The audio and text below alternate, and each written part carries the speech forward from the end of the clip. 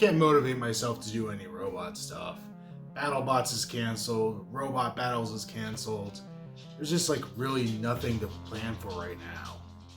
But you know what's not canceled? Gosh darn. Spirit Halloween. Hi, I'm Phil, and when I'm not building robot stuff, I'm watching horror movies and collecting stuff from them.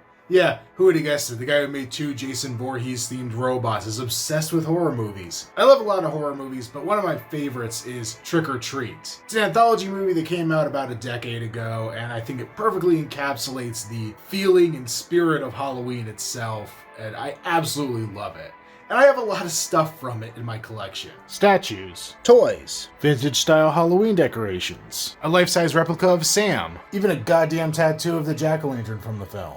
And this year, Spirit Halloween decided to make a replica of that jack-o'-lantern from the film, so I just had to pick it up. It's pretty cool. You plug it into the wall, it lights up, and it has an effect that looks like flames are coming out of the top of it by blowing some fabric.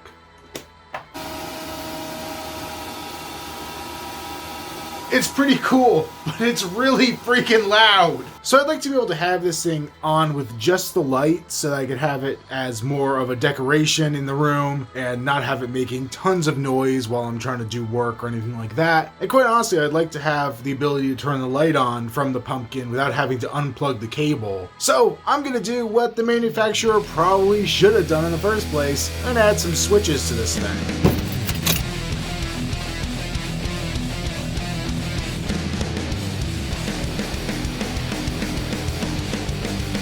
Alright, so I picked up some toggle switches from Lowe's, and these are definitely overkill for what we need, but I thought they were cool looking, so I decided to go with these. And while the switches I got may not be the most practical and designed for this application, they remind me a lot of this one I got for another modified Spirit Halloween prop, my Ghostbusters trap from a couple years ago, and I don't know what it is about this switch, but it's so like chunky and cool looking, it's just very satisfying to flip on and off, so I just kind of wanted to keep with that theme. We got the pumpkin itself, got our soldering iron heating up back there, got a screwdriver with kind of a long handle that's skinny so you can actually get it into the screw holes of the pumpkin, electrical tape, some solder, and I don't have it here at the moment, but we'll have to get a drill and a bit big enough for these switches when we go to put this all together. So first things first, we're just going to go ahead and remove these screws from the back of the pumpkin.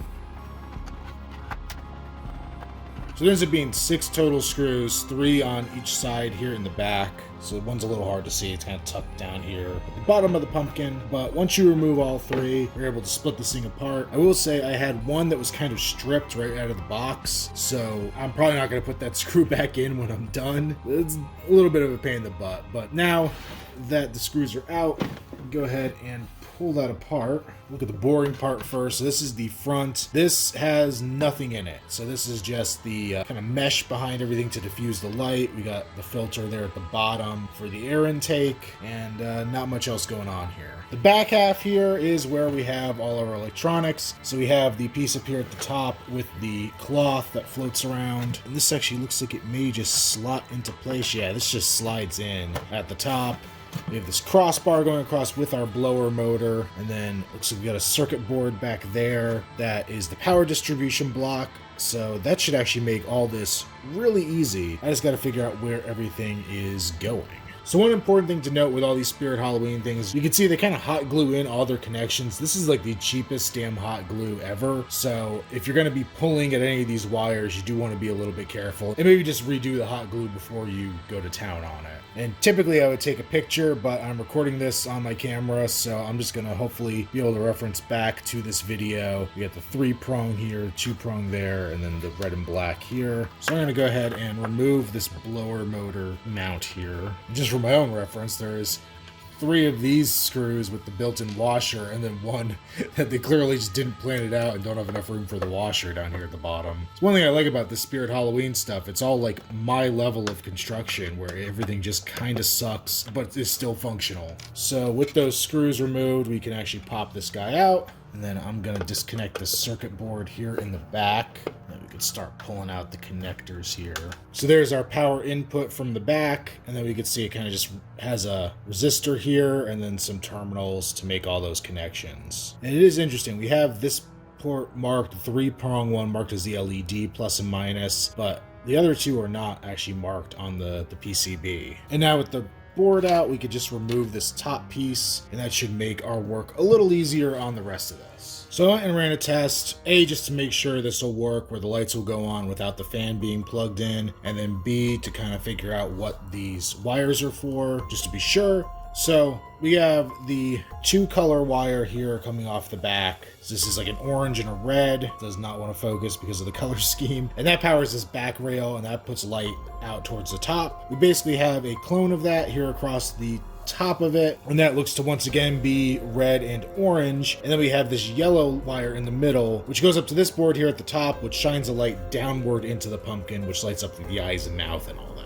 So if we look, we can actually see the yellow and the orange go into this board here, and then we have a ground of the orange connected across between the two boards, and then the positive up here, which is its own dedicated positive. So I don't see any reason why I shouldn't be able to wire both of these into the same switch. I don't have a voltmeter handy, so I can't really test to make sure the same voltage is going here and here, but based on how it's set up, I think that I should be okay. So I'm going to take the back of the jack-o'-lantern here, and I'm going to drill 2 half-inch holes in it so that we could put these switches in. The only part we really need to avoid as far as like this baseline, I'm just going under the text here. So as long as I'm away from this middle part where the circuit board mounts in, I'm safe. There's nothing else I could really screw up here. So I went ahead and cleaned up the holes with an X-Acto knife just so that it's a cleaner fit. And then we're going to take our switch, I removed the nut off of the front as well as the on-off plate, and just going to push that through the back here. Fits pretty easily, so then we're just going to put that nut on there. So the other tool I forgot at the beginning of this would be a wire stripper, so got that now. And with our LED sections, I am just going to go ahead and cut into both of these orange wires. So I'm going to do it about midway to where it first kind of makes connection with the plastic so that I have some room to play with. Cut that and strip the ends off. Then we'll go ahead and tin the ends of these wires.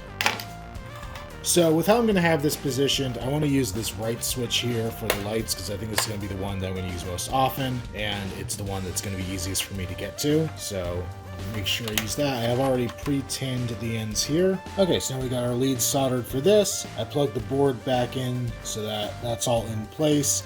So next we just have to do the switch for the blower motor. So it's going to be basically the exact same process, only with less worry about blowing anything up because it's just a red and black positive negative lead. So I went ahead and split the wire off of the fan. So I just split the negative lead here and put that into either side of the switch. So I'm just going to button this all back up and we can test it. All right, time to find out if this all worked. So we're going to flip switch 1.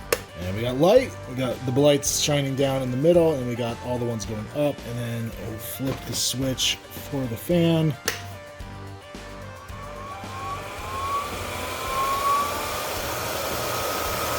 And it works! All right. And there we go. Just a little bit of quick rewiring, and it could just exist as a little light up pumpkin. And all the stuff on the top kind of stuffs right in there, so you really don't have any visible fake flames if you have them set up like this. And then now I could just reach around the back and flip a switch.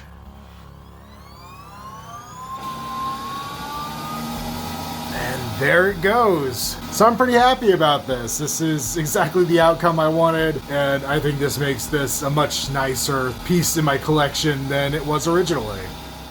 Thanks for joining me for a bit of a different video today. I apologize I haven't posted much on this channel in quite a bit, but at the beginning of the year I was honestly planning to do all my robot stuff kind of in the summer and later. I was a bit tied up in the winter months and wasn't able to really have anything ready, and I never anticipated I wouldn't be able to do pretty much any robot stuff this summer. So projects like this have kind of been keeping me sane the last few months. Things that are kind of close-ended projects, things I could do in a relatively short time and get a satisfying turnaround pretty quickly. So I'm really happy with how this turned out. I hope maybe anybody stumbling across this who's interested in doing the same can easily reproduce the steps that I did. It's really not that hard with some basic soldering skills, and I think it's well worth it. So that's it for this one. I will see you guys soon. Later.